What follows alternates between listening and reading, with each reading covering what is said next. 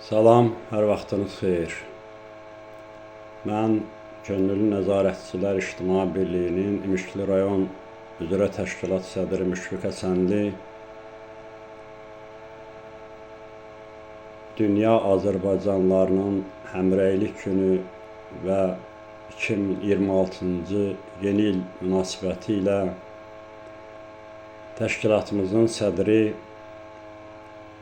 Təyyar Zülfüqarov cənabları adından və bütün təşkilatımız adından başda şəhid ailələri, qazilərimiz, vətən müharibəsi iştirakçıları, Azərbaycan ziyalıları, Azərbaycan ağsaqqalları, ordumuzun və digər təşkilatlarımızın bütün şəxsiyyətini və Azərbaycan hüdudlarından kənarda yaşayan bütün Azərbaycanlıları 31 dekabr Dünya Azərbaycanlıların Həmrəylik günü və 2026-cı ilin yeni ilin gəlişi münasibəti ilə səmimi qəlbdən təbrik edirəm. Yeni ildə hər kəsə uğurlar, nailiyyətlər arzuluyuram.